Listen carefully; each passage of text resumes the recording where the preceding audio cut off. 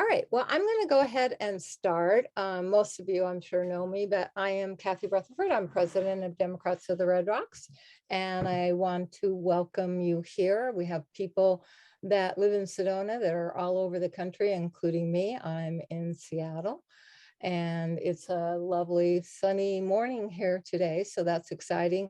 I've been thinking about the environment because this is a focus of this meeting. And my husband and I drove from Sedona up into Colorado, where when we were just shortly after we were in Denver, my brother told me they declared that the most polluted city in the world for a little while because of the smoke that they were getting. Yeah. And we saw it all the way up into Idaho. We camped up there with our granddaughter. And when we got to the place where we were going to camp kind of near Stanley, it was okay. But then as soon as we started driving again to Seattle, we entered it. And Seattle had an air quality index of over 150 when we were headed here. So I was thinking about that. Sometimes it's so frustrating because what do you do as an individual? We try to conserve water, we try to recycle, we try to, we have a hybrid car, we try to do the things we can individually, but it's a much bigger problem than any one person. I know those things are all important, and I'm really interested to hear about the Verde River and what we can do to, protect our precious resources. But I was also thinking that it is the people that are in office that are responsible for addressing these problems. The people that we elect need to represent us because we want to live on this earth for a long time and have our grandchildren also inherit a healthy earth. So voting, of course, is critical. And, we had an attack on voting rights this year through our own state legislature.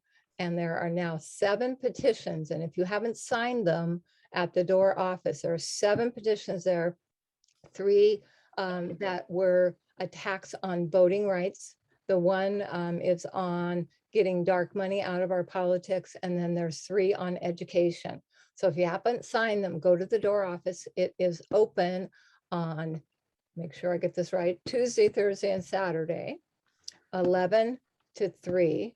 And so you can go in and sign, or you can pick up a petition and have your friends sign it. Even if you only, are connecting, I know that we're having to pull back because of the Delta variant. If you're only connecting with a few people, 5 signatures. That's critically important to do that.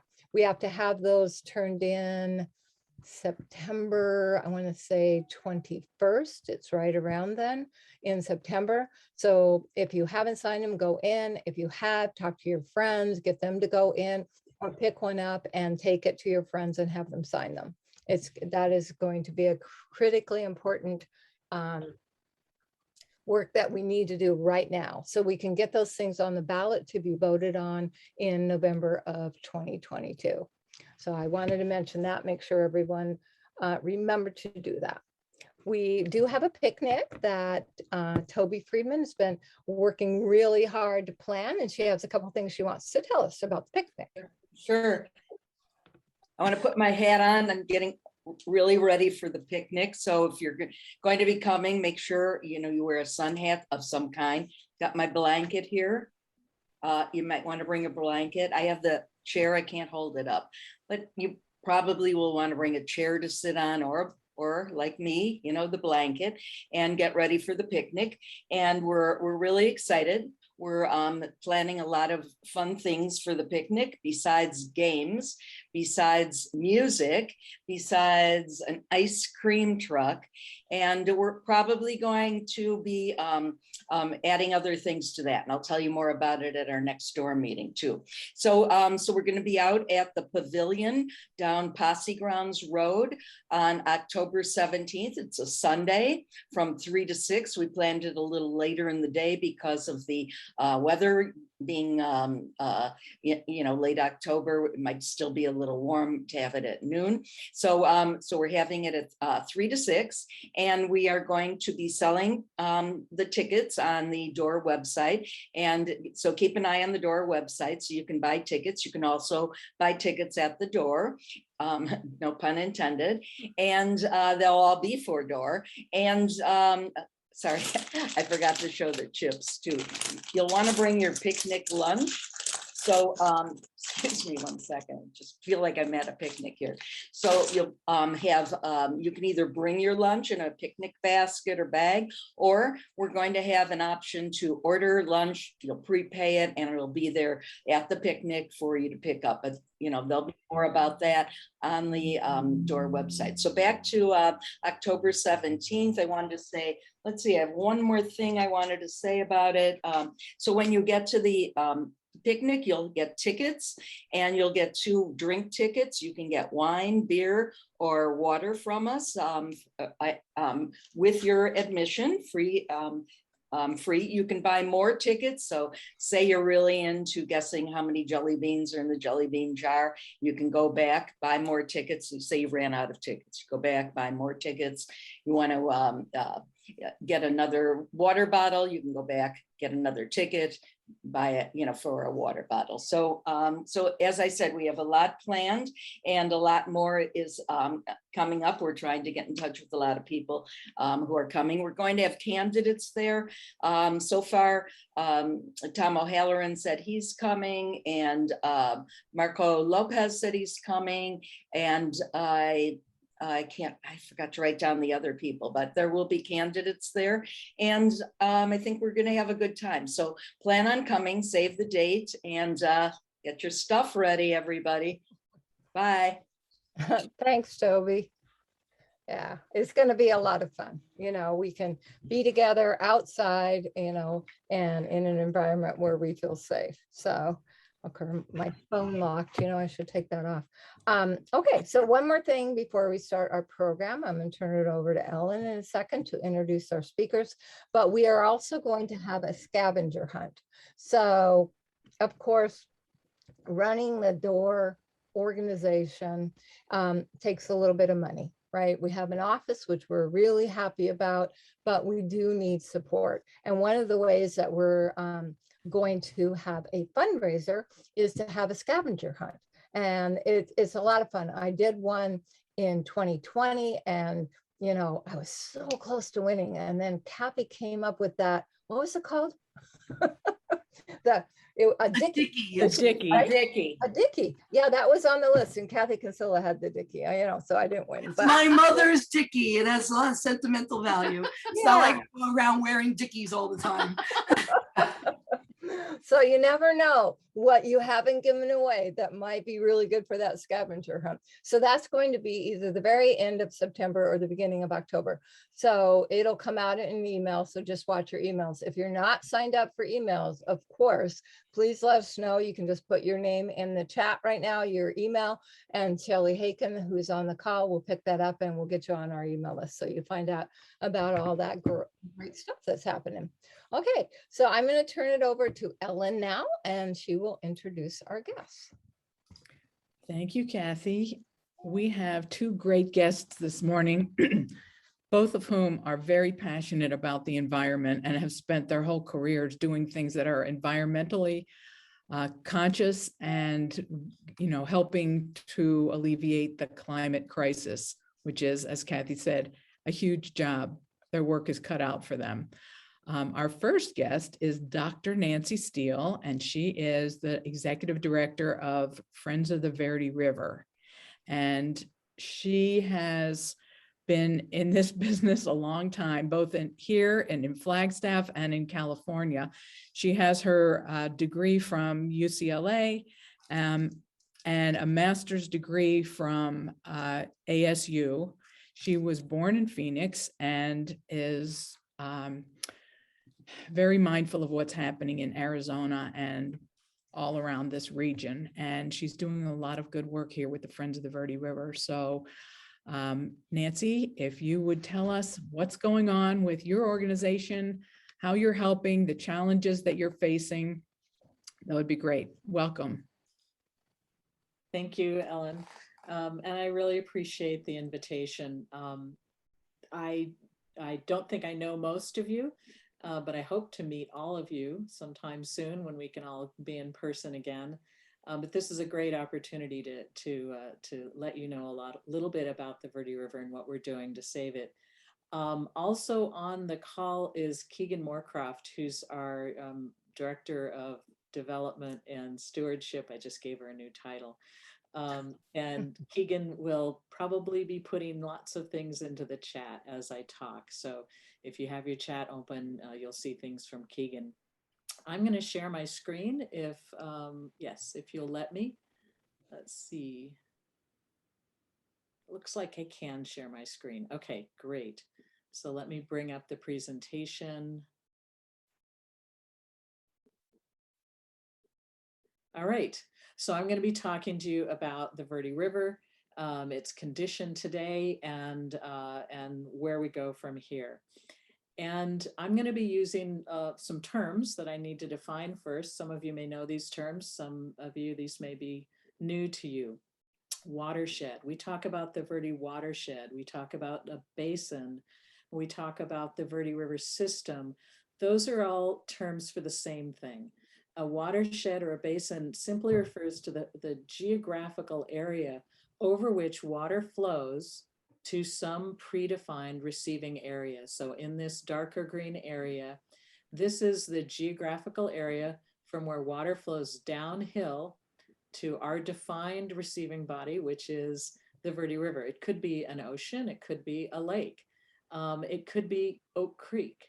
Every body of water has its own watershed. And so when we talk about the Verde, we're talking about not just about this river itself, we're talking about all of the land, all of the creeks, all of the springs, all of the seeps. And so a watershed, as I said, is the land that over which water flows to a specific body of water. And the Verde River itself flows into the Salt River. So it's part of the Salt River watershed. And sometimes you'll hear this talked about as the Salt and Verde.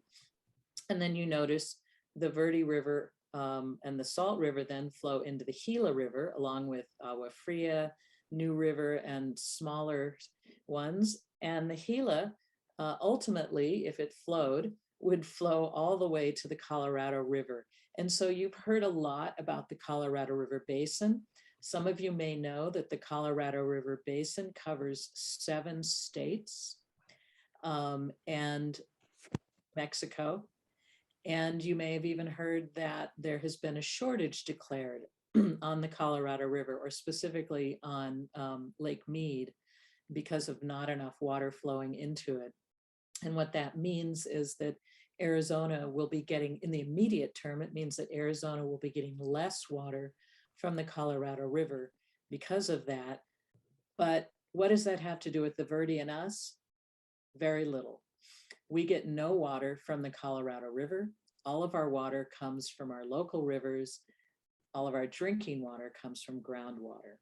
But I'm showing you this because I want you to understand this concept of receiving bodies of water, basins, watersheds, and the like, and how it's all connected. And that ultimately the water from the Colorado River would flow into the Gulf of California. So that's kind of the geography of the region. But what does the Verde mean to us? It's a place of beauty. It's a place of joy. It's a place we ourselves can go. We can bring our children to. It's also been a place where people have lived here for millennia.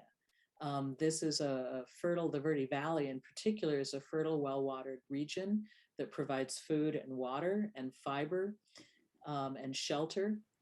Today, we know that the Verde is the historic or the homelands for many indigenous peoples. Today, those people live in the Verde watershed. In particular, we think about the Wallapai at the very north and at the very south, Fort McDowell, Yavapai, Salt River, Pima, Maricopa Indian community. And in the Verde Valley, we have the Yavapai Apache Nation. also the Yavapai Prescott and the Tondo Apache, and the Hopi tribe and the Navajo Nation have a big stake in this watershed also. So we are on their land. And I wanted to acknowledge that. Most of you probably call home Sedona and the village of Oak Creek, although I'm sure some of you are not physically in this area right now. There are 13 incorporated towns and cities that are completely or partially within the watershed. So like Williams and Flagstaff just have a little toe print in the watershed, whereas Clarkdale, Cottonwood, Sedona, they are completely within the watershed.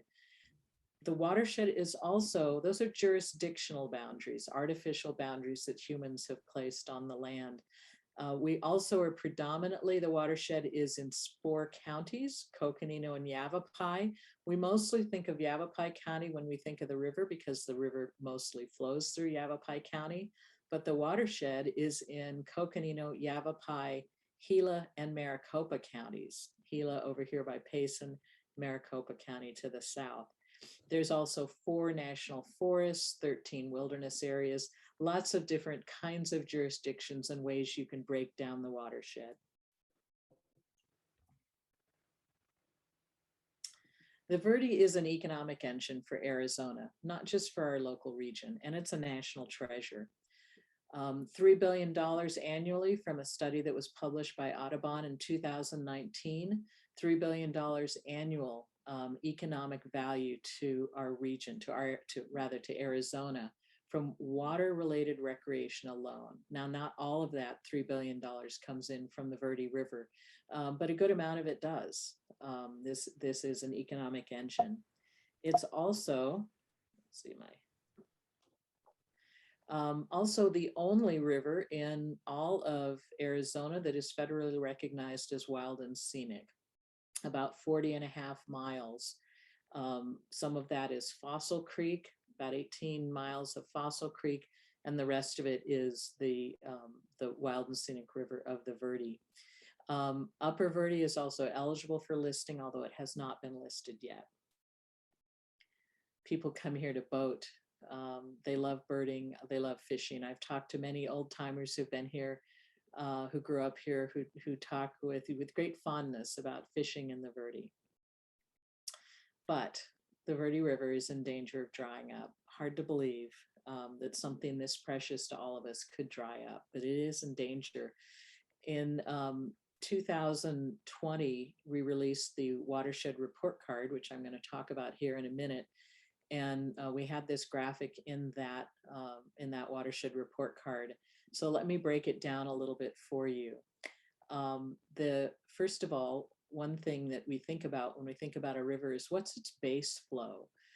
If you don't think about the rainfall or the spring runoff or monsoons, the base flow of a river comes from groundwater. It bubbles up from springs and feeds into the river itself. So in June is the time period that we picked to look at, to think about the base flow and what we measure using USGS stream gauges. Starting in 1990, which is just when we picked the start date. If you look at the first point here, the upper graph, that's near Paulden, if you're familiar with the area. The Verde has declined 34% since 1990. In the lower Verde, below Camp Verde, it has declined 41%. And these dots are every year what the data are. So you can see it's been quite variable in the lower Verde, but still, if you're familiar with how we calculate these trend lines, it's a significant trend line. And up here in the upper Verde, it's been pretty consistently down over time. Why? Why has that happened? I'm not going to spend a lot of time talking about why it's happened, but there's essentially 3 reasons: extractive groundwater pumping, drought, and climate change, all of which I'm sure you're familiar with. The upper Verde is fed by the Big and Little Chino aquifers, which are pumped both locally and by the cities of Prescott and Prescott Valley. That groundwater pumping threatens the upper 25 miles of the Verde River and has actually already shortened the Verde River by about 5 miles because of groundwater pumping. Drought. Now, we think this has been a really great monsoon.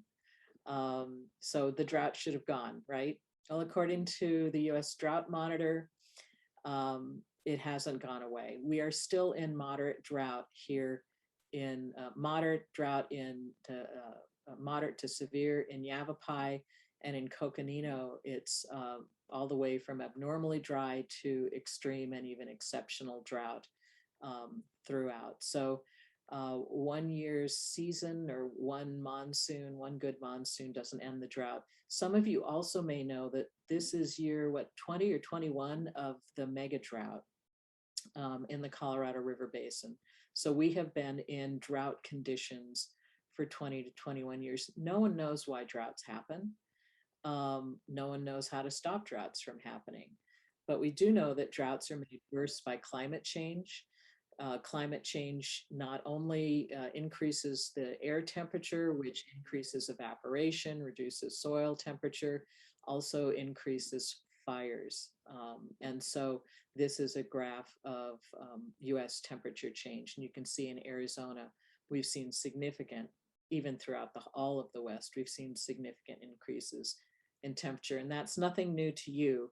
But I'm just highlighting this because it is one of the reasons why the Verde River flow is declining. And by the way, if you have a question and you put it in the chat, that's great. I think it's probably better if I take questions at the end, but if Keegan sees a really important question that I should address right now, Keegan, feel free to jump in and interrupt me, because I know Keegan's looking at that chat box. All right, so let me switch over and talk about solutions and what we're doing as Friends of the Verde River. We work collaboratively for a healthy flowing Verde River, the healthy flowing Verde River system, I should say.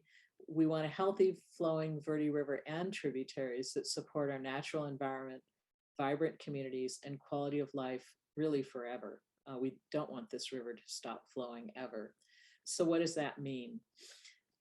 Friends has been working very closely with the Nature Conservancy and Environmental Defense Fund on something called the Roadmap for a Flowing Verde, which I'll talk about a little bit later. So I've highlighted them here.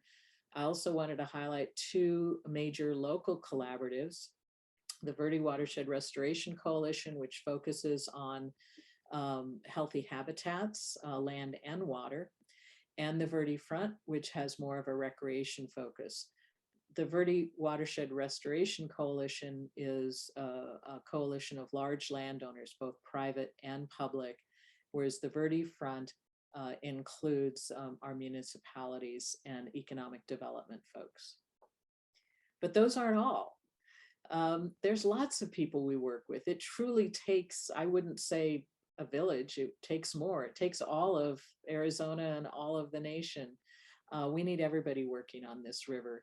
And this is a sampling, not even every organization, city, or business that we work with in the course of all of these people share the same vision of a healthy flowing Verde River. And that's what it means to work collaboratively.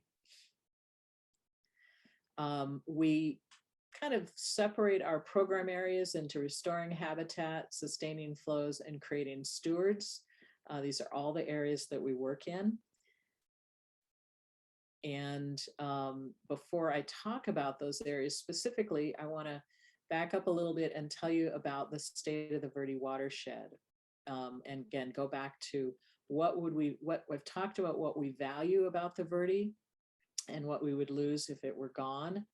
But how do we act on those values? What do we know about the Verde that we need to change? Every so often the keys don't want to work. So in 2018, we worked in partnership with the Nature Conservancy and the Forest Service in particular as funding partners, but all of these people and more to develop the first ever watershed report card for the Verde. We met with people that had data. We met with people that had good ideas. And we asked them those questions. What do you value? What would you lose? And how can we measure? How can we measure so that we can change things that are conditions that are not in good shape? We hired the University of Maryland Center for Environmental Sciences because they have a long history of developing these kinds of watershed report cards all around the world. The Chesapeake Bay is an example of a report card that just focuses on ecosystems. And this one has been, I don't know, 20 years or more. They've been doing annual report cards for the Chesapeake Bay. We modeled ours more closely to what they did in the Mississippi River and the Orinoco River, where they looked at people also. And so our watershed report card, you may have already seen this when we issued the score in early 2020, it was a C+. Again, looking at the areas of water, habitat, and communities. And these colors indicate the scores.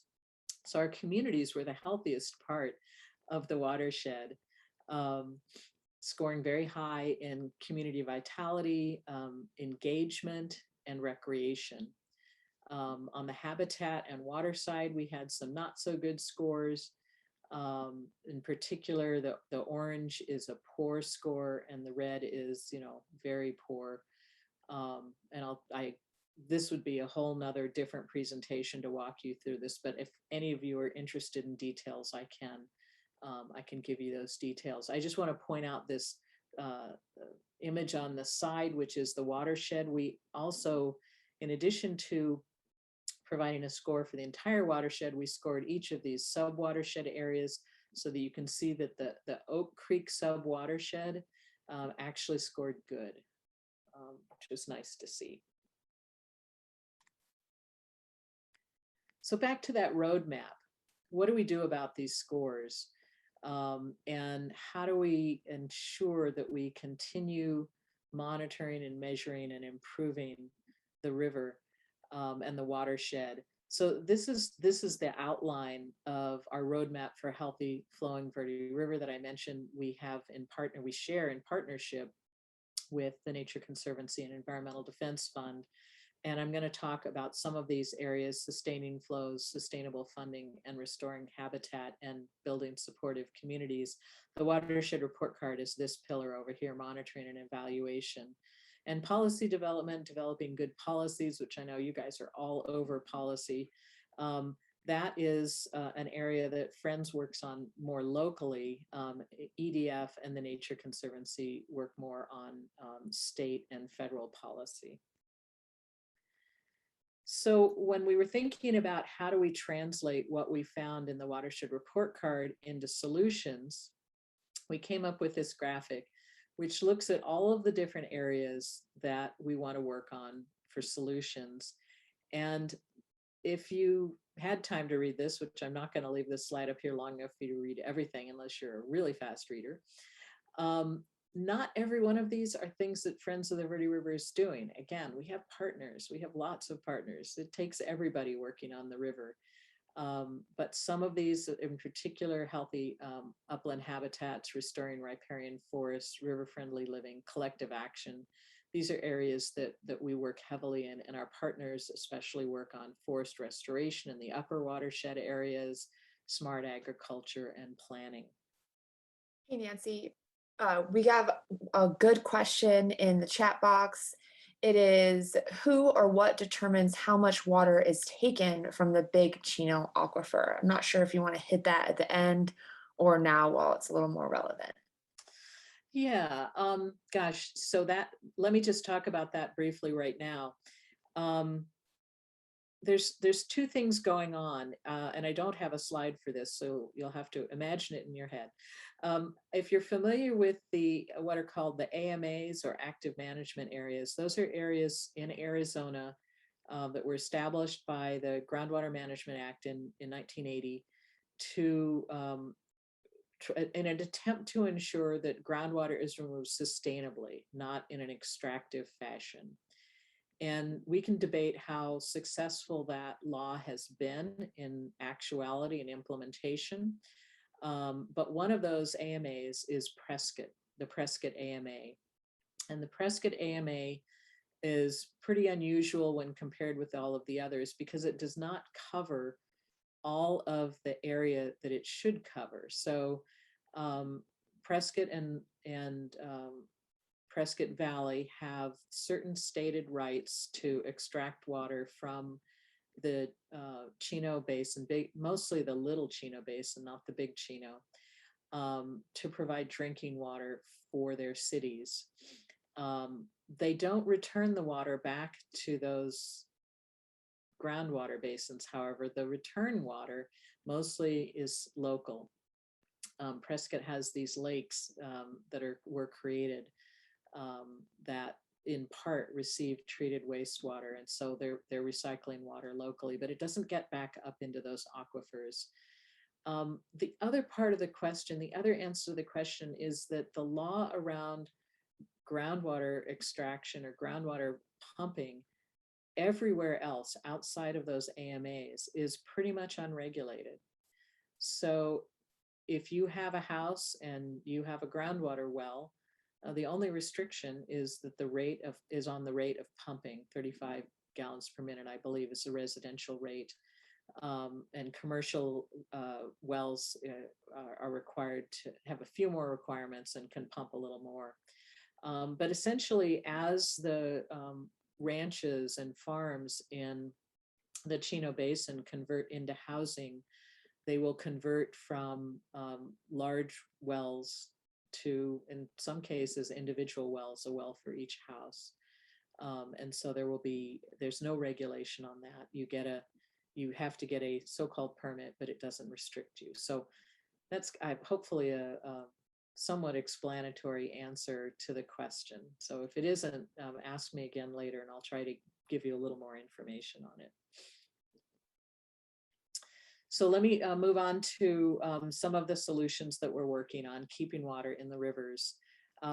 Since 2016, Friends of the Verde River has been operating with the Nature Conservancy a program called the Verde River Exchange, which is the only program in the entire nation, market-based solution to keep water in the rivers that is a voluntary solution, I should say. In 2019, Arizona Republic published this nice article about the Verde River Exchange. This water program has kept almost 10 million gallons in the Verde River. It's a really good explanation of the program. But the truth is that we've actually kept 20 million gallons in the Verde River cumulative since, even more since that article was published. The way it works is that we pay suppliers, people that have historic water rights and have been taking water from the Verde River legally for mostly farming and ranching. And those people enter into a contract to either stop using their water from the river or reduce their water temporarily. Arizona's water law does not allow you to permanently stop using your water rights and retain them. If you stop using them permanently, you actually lose them. So they enter into short-term contracts and we pay them for that. The buyers, homes, businesses, even other farms that use groundwater, then purchase those water offset credits to impact their water withdrawals.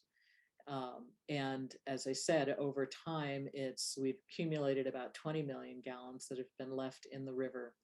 And this is not all of the participants over time. This is a selected list of participants that have been water offset buyers that have signaled that they care enough about the Verde to pay for keeping water in it. And you will see stickers on businesses that identify them as Verde River Exchange partners. And actually stickers, we give them a framed certificate actually.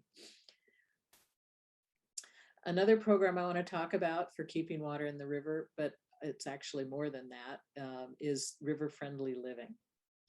And River Friendly Living is a new program that we've developed to help people understand better what they can do. It inspires people to voluntary river conservation.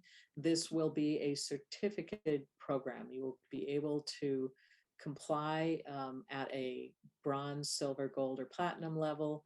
And it will reward you for supporting, for protecting the river at your homes and businesses. The 4 pillars of river-friendly living are sustainable water supply, clean water, healthy habitats, and connected and supportive communities. And in each of these 4 areas, there are things that you can do, and we'll tell you what those things are, that can get you a certification. I think my home will be certified at the gold level, actually. So I have a ways to go to get to platinum.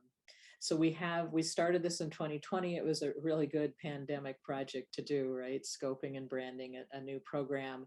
We've been working throughout 2021 on setting standards, and we'll launch it this fall with announcing the pilot projects and letting everybody in on how you can signal your support for the river by being river friendly. Let me turn to restoring the land and talk a little bit about this. I mentioned earlier the Verde Watershed Restoration Coalition. This is a program over the last decade where we've worked with these large landowners to restore the land. Much of that work has involved riparian invasive plant management. We've restored over 10,000 acres so far, focusing on removing giant reed, salt cedar, tree of heaven, and Russian olive from riverside habitats where they degrade the quality of the habitat for native wildlife. So our goal, our end game, of course, is healthy wildlife populations. I also want to point out that this is a skilled job. We hire youth and veterans to do wildland restoration. Many of them go on to make it their career. So we're also doing jobs development through this program. Another one that we've started working on with the Verde Watershed Restoration Coalition is healing erosion gullies to reduce sediment loading. If you've been looking at the rivers and creeks at all through this monsoon season, you know they get very, very brown and muddy during monsoon. But human-caused erosion, which is what we're focused on, damages aquatic habitat and also reduces groundwater supplies. You might not understand how it reduces groundwater supplies, but if you think about it, the underground, the water table underground can't be any higher than the lowest point in the land.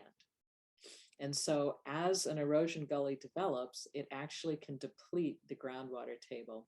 So this is an example of the kinds of things we're doing, going out and putting rocks. This is called a one rock dam.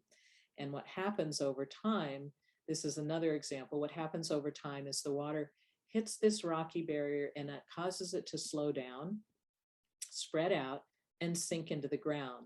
And when water slows down and sinks and spreads out, when it does that, it leaves its sediment load on the land. So I'm anxious to get a photo of this location and see how much sediment, how much dirt has already built up over these rocks. But you can see here was the head cut for the erosion, and we put rock barriers going back. You can't see them all, but there's more than just this one to slow the water down.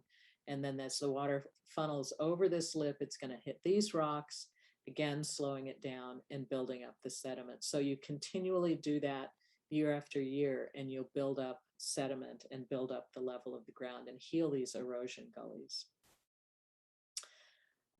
Another area is water quality. So one of the things we discovered when we did the watershed report card is that we're not doing a very good job of monitoring water quality throughout the whole watershed.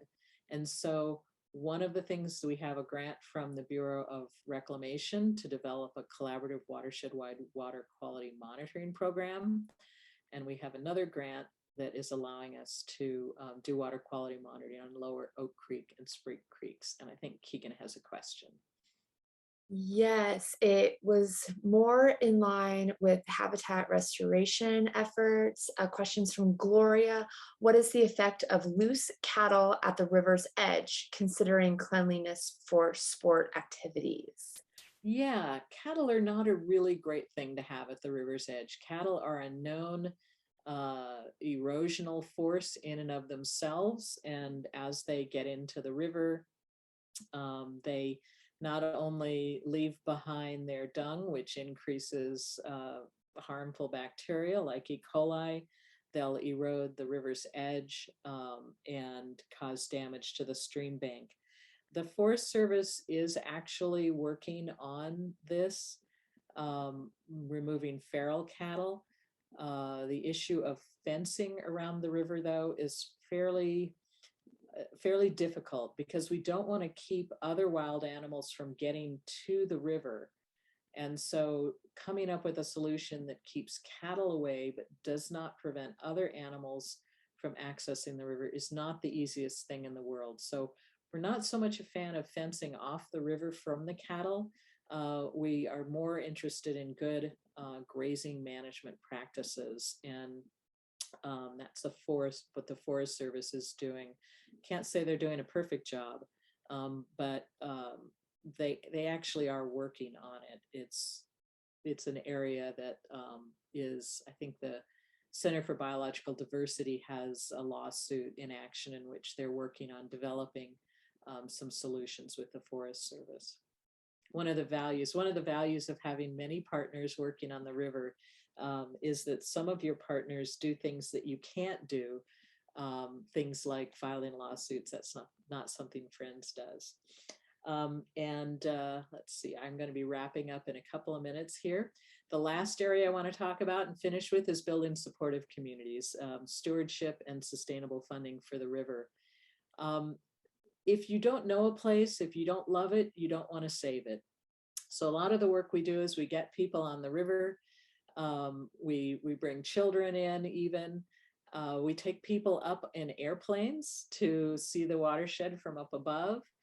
We bring people out in volunteering. This is an example of a Gully Busters work day. And BioBlitz, having people come out and take photos, getting people out so that they love the river, and then we can help give them the tools to improve the river, such as creating water stewards through things like BioBlitzes, the Gully Buster program, which is going to be starting up this year. I mentioned Water Creek monitors, and you too can volunteer with us and be a citizen scientist. But the rivers shouldn't stop flowing, right?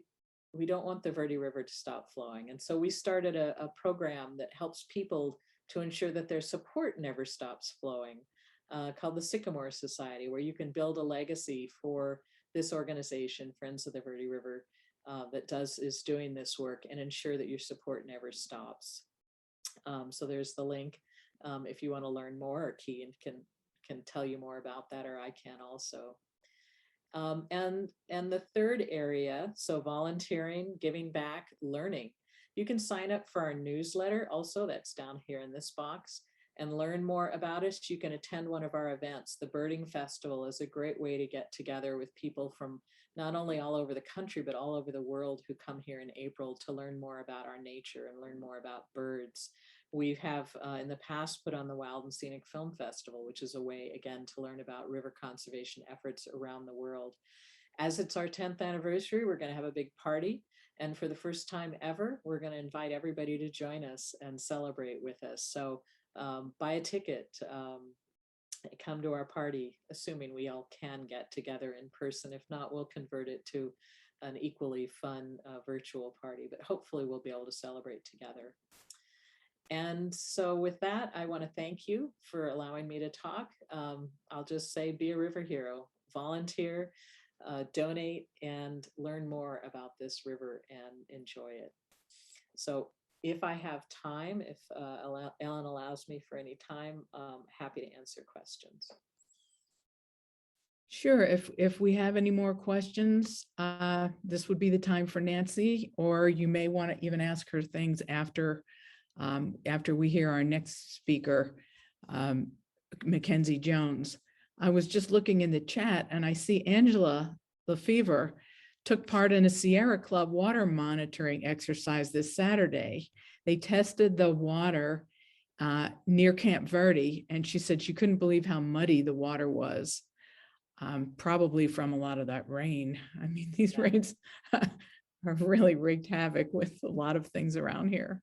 Yeah, Sierra Club is one of the water quality partners, definitely. And I would point out that when it's muddy like that, E. coli may also be high. We've seen that on the Clarkdale stretch of the river where there's been some very high spikes. So I don't recommend getting in the water after a monsoon storm when it's really muddy like that. Interesting. Any more questions for Nancy at this time? Okay, thank you so much. That was really informative. Thank you.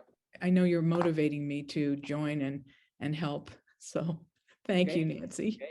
Thank you. Next up, we have Mackenzie Jones. Mackenzie has an awesome job, or at least it seems awesome to me. She's the sustainability manager for the city of Sedona. And kudos to the city and city council and the people that have been involved to get the climate action plan passed. Finally, I know it was a long, hard battle, and it's wonderful that we can distinguish ourselves by having a plan like this in place. Mackenzie has also a long history battling the climate crisis and has worked in many different places, including Flagstaff, and she's part of on the board of the Oak Creek Watershed Council. And we're happy to have you with us, Mackenzie. Thank you so much to tell us about the climate action plan and anything else environmental related that you would like to share with us this morning. Welcome. Thank you so much, Ellen. And I can't tell you what a pleasure it is to be here and also to get to follow Nancy. Nancy was on our Climate Action Plan Advisory Committee, and we're just always so impressed with the work that Friends of the Verde does throughout the watershed. So I do have a PowerPoint presentation, and Ellen, I just wanted to confirm, should I aim for about 15 minutes for the presentation? Okay, perfect. That would be fine. All right, let me just make sure this is up and working. What a gorgeous picture behind you. Oh, thanks. You know, early on in the pandemic, the Sedona Chamber, I think, did a bunch of backgrounds for folks to use if they couldn't come to Sedona. So I've continued to use it even after the fact. Can you see it all in presenter mode? Is that right? Okay, perfect. Well, as Ellen said, my name is Mackenzie Jones. I've worked for the city of Sedona for just about 3 years, and I was hired to start the city's sustainability program. And it just has been such a fun, exciting project to work on over the last few years. I think, as you all know, we chose to, people choose to live and work in Sedona because it's one of the most beautiful places on earth. And that our community plan and our council priorities really reflect that value, and understanding that people choose to be here because of the natural world and our need to protect our natural environment when we're considering new development, and also when we're considering city policies and programs. So we have that vision for a sustainable Sedona, which is, healthy, thriving forests, economy, secure water resources, which I know Nancy touched on, multimodal transportation, so people being able to get around by biking, walking, any of that sort of thing, transit, attainable housing for people and for the workforce, renewable energy, zero waste, and resiliency for all of our neighborhoods. And of course, the sustainable Sedona is already facing threats from climate change. So we know that temperatures have already increased. This is a graph showing our temperatures over the last 130 years or so. And this actually comes from, we partnered with the University of Arizona Climate Assessment for the Southwest, which is a group from NOAA. So it's a federally based group that is developed a climate profile for Sedona and the Verde Valley. So we actually have a really robust, about 60-page document looking at all of our projected changes, and I can share that in the chat box as well. Oops, and now it's not forwarding. Let me just make sure we've got the right thing going. Okay, here we go. So we know the temperatures have been rising. They're projected to continue to rise. And I can figure out, I swear, a PowerPoint, I promise. Okay, here we go. So compared to today, by 2050, we expect to have on average hotter temperatures, which we're already seeing. As Nancy said, more severe drought, more intense storms, which is another thing we've been seeing a lot lately. Increased wildfire and smoke risk, increased damage from pests, more severe erosion, and lower water quality. What do these changes mean? They can mean more insect-borne diseases, more extreme heat and drier conditions, more intense rainstorms, and then also potential for less tourism due to things like forest closures. I know everybody has different opinions on that, whether or not it's a good thing or a bad thing. But I think we can all agree that wildfires aren't good. Well, at least not the way that we're seeing them currently. So what is at risk? Our forest health, increased forest health and wildfire, or challenges to forest health and increased wildfires, our water supply. This impacts our land use and infrastructure. It threatens our ability to have affordable housing. And also, we have emergency management concerns for public health and safety. It also threatens our food supply and our ability to grow in the Verde Valley, and also threatens tourism and recreation. So how are we responding? The city of Sedona, we started out by finalizing a municipal sustainability plan for the organization. And this identifies our goals, objectives, and actions just for a short 2-year plan to get us started, to start tracking important things like water consumption and energy consumption. And as you can see in the photo, we had representation from employees all across the organization. I know some people think, well, what does the police department have to do with climate change? Turns out a lot. They both are obviously very important from an emergency management and resiliency perspective, but they also make up about 50% of our city vehicles are police vehicles, and so we need to really consider how our vehicles are being driven and which vehicles we have, things like that.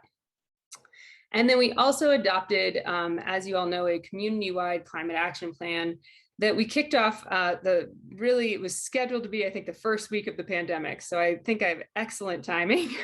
But we had to move that plan online, and we thank you all and everyone else who participated in our many virtual open houses and just learning along with us as we navigated virtual engagement in ways we'd never had, just like everybody else. So our organizational goals within that municipal sustainability plan were to be resilient, carbon neutral, water smart, zero waste, and to support thriving municipal lands, and to be a healthy workplace. And I think sometimes people think, well, what on earth can the city of Sedona do? We're so small, we're a teeny town, it's a big world out there. And so we really think, try to be thoughtful and strategic about what our role is. And one portion of that role is leading by example. Another is demonstrating what's possible, as well as sending market signals. When I, as an individual, buy an electric car, it doesn't have nearly the same impact as when an organization that buys 70 cars, starts purchasing electric vehicles. And then we also think about how we can support our residents with, policies, education, and infrastructure. And I always used to say, like to use the example of recycling, that even if you want to recycle, if you don't have the proper infrastructure, if there aren't recycling bins, if there isn't a recycling center, doesn't really help if you're educated about recycling.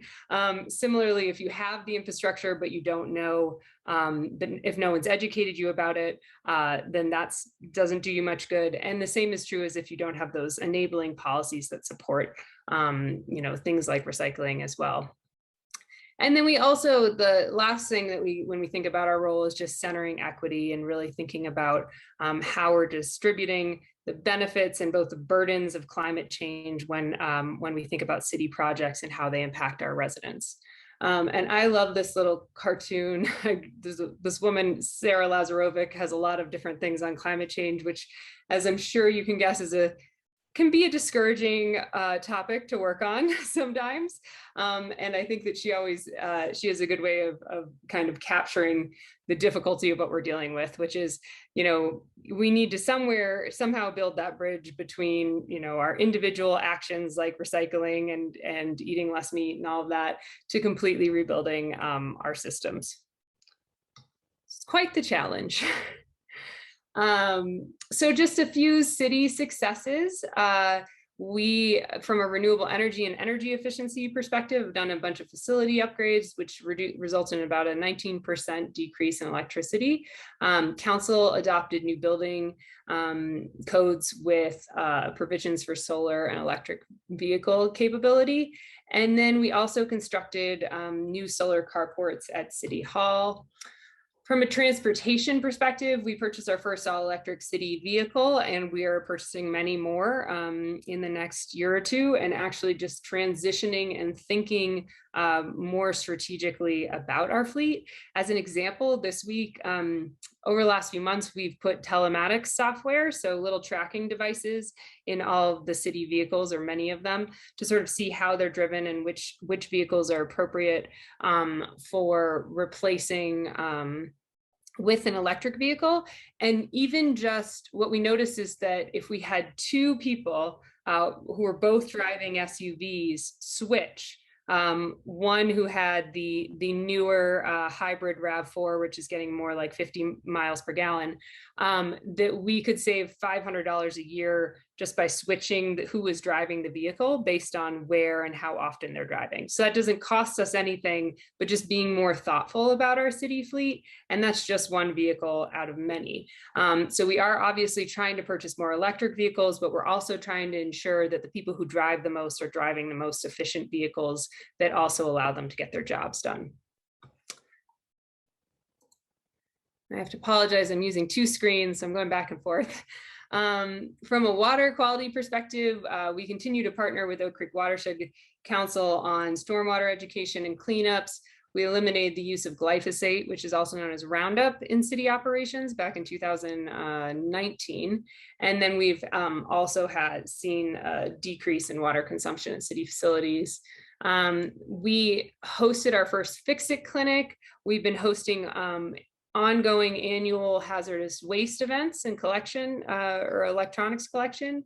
And then we've also been installing several water bottle refill stations at city facilities, and you'll continue to see more of those as well.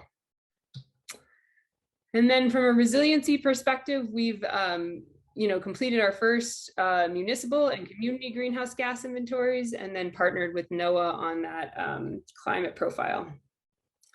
So to go over some of our community-wide climate action efforts, our climate action plan focused on two areas. So mitigation, which means reducing our greenhouse gas emissions and our contributions to climate change, as well as adaptation, which refers to preparing for climate change impacts like wildfire, heat, and flooding. And our focus areas include transportation and land use, water and natural resources, community resiliency, waste and consumption, and buildings and energy. Our city council identified, along with community support and our advisory committee, a target of a 50% reduction in community-wide greenhouse gas emissions by 2030, which is an incredibly ambitious target. That is also the target that the federal government established a few months ago as well. So this is kind of a graph that shows us how we would get there. And it's going to involve reducing vehicle miles traveled. So that's a fancy way of saying how much we're driving. So how much time we're spending in our cars. It's going to involve reducing building energy demand significantly. So making our buildings significantly more efficient, retrofitting them, and using more sustainable and less consumptive appliances. And then also increasing renewable energy generation. So rooftop solar, and then procurement of solar through APS and other utilities. And then dramatically increasing the share of electric vehicles on the road. and reducing our landfilled organic waste. So those are the big areas that as a community, we're going to have to work on. The Climate Action Plan also prioritizes strategies and actions that ensure the inclusion of disadvantaged populations and promote equity in the distribution of benefits and burdens. So one thing we've been doing is working with the immigrant community in Sedona to identify barriers to participating in climate action. This picture is actually from a neighborhood walk we did, because there were a lot of concerns about sidewalks and safety and sort of pedestrian access in the Harmony neighborhood. So that continues to be something that we're working on when we think about city projects, is just how they impact our low-income residents in particular. And then last but not least, what can you do? What can we all do? Sometimes it seems like a lot, and making that leap from what's appropriate response for a city or a business is very different than what it is for an individual.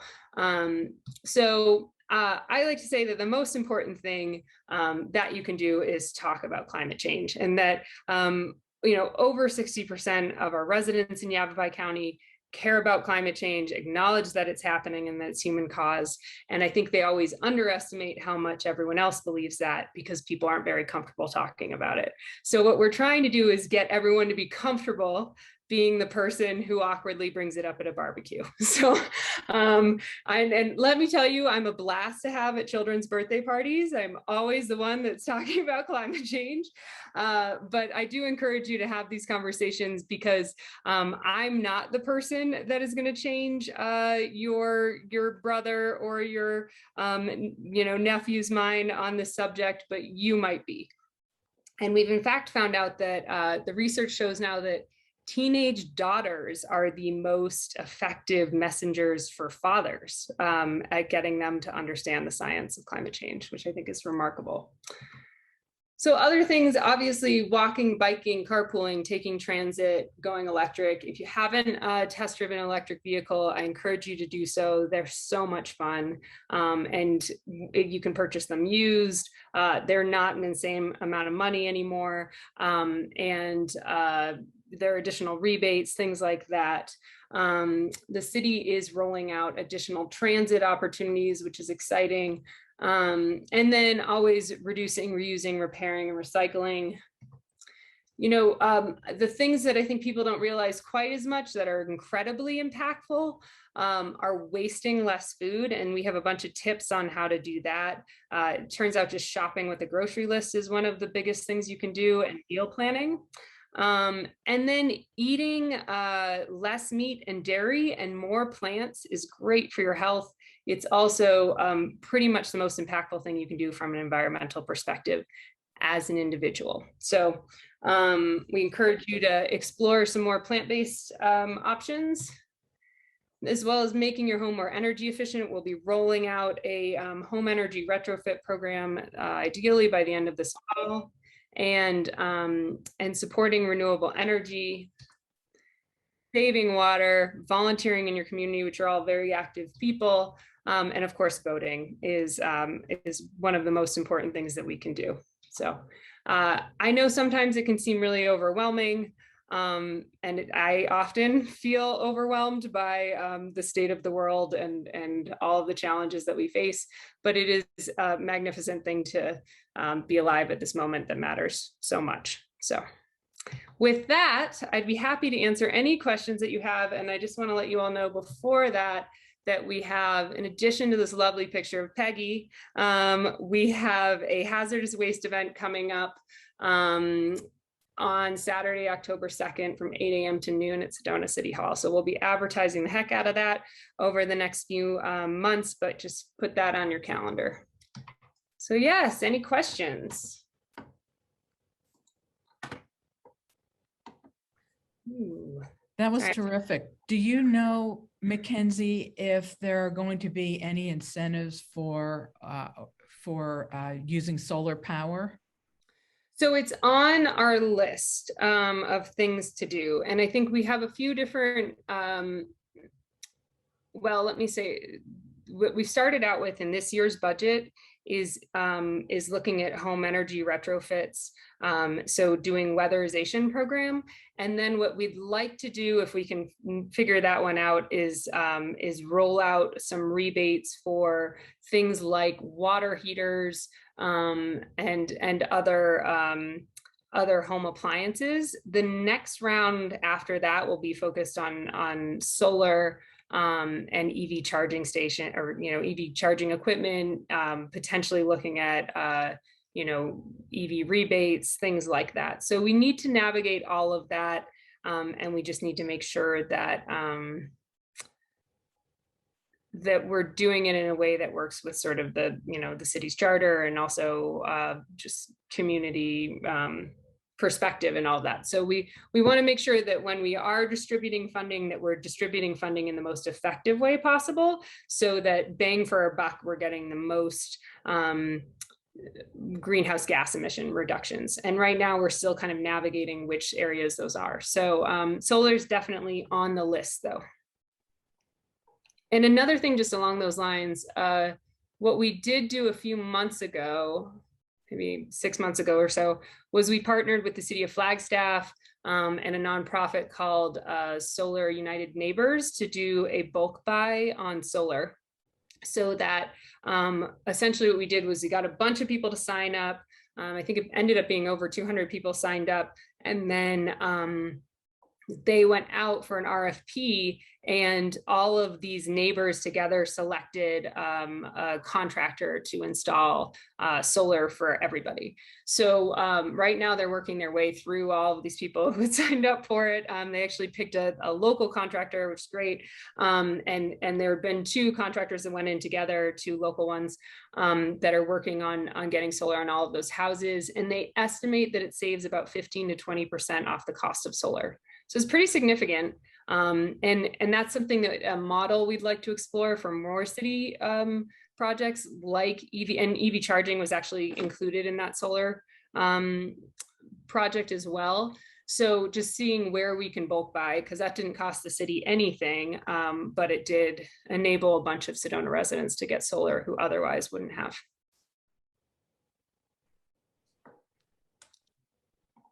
Let me see if I can see questions in the chat box. I don't know if anybody else can see them. I think they've been moving.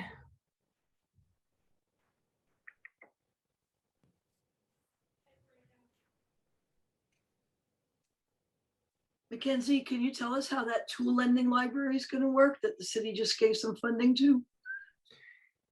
That's a great question. Thank you, Councilor Kinsella. I think I am not incredibly familiar with exactly how NASCA's tool lending library will be set up. I think it's exciting that it was funded. I don't know if Peggy is on the call and could speak a little bit more to it, but I think it's a great example of trying to, reduce people buying lots of redundant tools and things like that. So it's a neat community partnership. But my understanding is essentially that people just will be able to kind of rent them out, borrow them, and then return them. Is Peggy is on the call. Okay. I'm here, and thank you. It's not rental, it is loaning. Sorry, just like you would borrow a library book, you would borrow a tool, and we're fortunate to be partnering with the Sedona Library. And the city gave us funding for a platform that will keep track of the loaning of the tools. And that's part of the grant that we got. The other part of the grant is for a solar unit that will power our tools and charge batteries. So if we get, and we intend to get some electric tools that need electricity and charging, we can use that. The librarian, Judy Poe, has worked on a tool lending library in the past, and we didn't know that before we approached her, but this is Sedona, so hey, that's what happens here. So she's giving us the use of a shed right now, and she's invested into us applying for another grant to get a better shed, and an Adobe craftsman has offered to help us build a shed out of Adobe. So that might be a community project. I just want to say one more sentence. This is a community building project in itself, because it brings multi-generational groups together, those who have a storehouse or garage house of tools with people who might have to spend money on getting things that they only use a couple times. So thank you, city. Thanks, Peggy. Go to the NASCA website and look up Tool Lending Library. It's called STEP, Sedona Tools Empowering People. And I think somebody asked about who the two solar companies were. It's Prometheus Solar and Rooftop Solar, which are both out of Flagstaff. Does anybody have any other questions about city sustainability efforts or climate action plan efforts? I have one more thing. I'm just like so charged that the city is going to be fixing up the bike lanes on 89A. Me too, so exciting. So it's been a few years in the making, and the city, as part of SIM, Sedona in Motion, our public works staff have been working with ADOT to get green bike lanes painted on 89, which goes just such a long way towards bicycle safety. So we're really, I think I was talking to Andy Dickey, our public works director, yesterday, and he said that when we started, we were going to be the first in the state that had them on any ADOT lanes. And we're not sure if that's still true, but we're excited about it anyway. I just want to recommend to everybody that you sign up with the city's website to get their news in your box, your email box, because you get these wonderful sustainability newsletters, you get information about planning and zoning meetings, you really get to know what, and city council meetings, you get to know what's going on. Well, and let me just put that up on the screen for you. Here we go. So if you do want to sign up for our newsletter, it's also just at sedonaaz.gov/sustainability. Any other questions? I don't know if you're at time already, if you need to move on. I have one more. How does the city interact with the recycling center? So the city partially funds the recycling center and has for at least the entire time I've been there. I think that amount grew a little bit in the last few years with all of the issues with global recycling markets. But beyond that, we just partner with them and kind of try to identify, different opportunities to either educate the community. We had partnered on an effort called Recycle by City during the pandemic that was aimed at doing a recycling quiz and getting people to understand what was and wasn't recyclable. And I think, there's just always different opportunities to try to see if we can recycle something differently, or we're also going to be looking at our drop-off locations and kind of cleaning them up ideally and making potentially enclosures for some in the future. Thank you. Certainly. I have something else to add. This week, we were able to comment live with a city councilor from the city of Phoenix, because the city of Phoenix is on the brink of adopting a climate action plan. And the people that have been working on this climate action plan have been wanting it to become kind of a statewide template. They want it to be adopted and to encourage other cities and towns to do a climate action plan. And I was able to get on and say, Sedona has a climate action plan, and Sedona is a model, and you will be a model, and we don't have to reinvent the wheel here. We can get and help our local neighbor cities, Cottonwood, Clarkdale, Jerome, Camp Verde, jump on with theirs. We have Flagstaff, we have Sedona has climate action plan. We need to get more awareness built in the other outlying communities. All together now, as the Beatles would say. Well, that's true. I think yesterday we did a workshop through the Yavapai College SBDC, that was essentially just focused on that, sustainability in business, but also so much of it is how we partner with Camp Verde and Clarkdale and Cottonwood to make sure that we're all sharing resources. And in particular, we have been focused on the Sustaining Flows Council and trying to protect the Verde, but we are working on other things as well. We worked with Cottonwood to try to show them how to do a greenhouse gas inventory. So Peggy's right, we're definitely trying to share resources across the whole Verde Valley where it's helpful. But our standard, our goal for reducing carbon really depends a lot upon the Corporation Commission being able to set new rules that will push our utilities towards more green energy. We need to call in today, and I put the number in the chat, just say you are where you live, who you are, and that you support adoption of the new rules, because our legislature is trying to stonewall it, and then it will have to go back into formulation again, and we'll be stuck with the old archaic rules that don't really address the urgent need that we have. The new rules are not perfect, but the new rules push us forward along the continuum of need. And it's all of us this morning after DORR breakfast can make a phone call, wait in the queue, stir your pasta sauce or something, and then make a sentence. I have grandchildren, I have a niece, I have a garden. I need to not have as much carbon dumped into the atmosphere as what is happening. And I want our APS here to stand up and convert and push. And Mackenzie, you know more about this than I do. But it's awkward for a city employee to talk about it. It's just what citizens need to do. This is another branch of our government, the Corporation Commission. Thank you, Peggy. Does anybody have any other questions? Or if you ever do, you can I'll drop my contact information in the chat. You're welcome to give me a call, shoot me an email. I'm happy to talk about what we're working on. I do encourage you to sign up for our newsletter because we've got a lot of exciting stuff happening in the next 6 months and a lot of different programs that we'll be rolling out. So including a community compost drop-off that's going to be ideally at Posse Grounds Park. So some exciting things in the future. Thank you all so much for having me today. Thank you. Thank you, Mackenzie. Can I ask one more question here?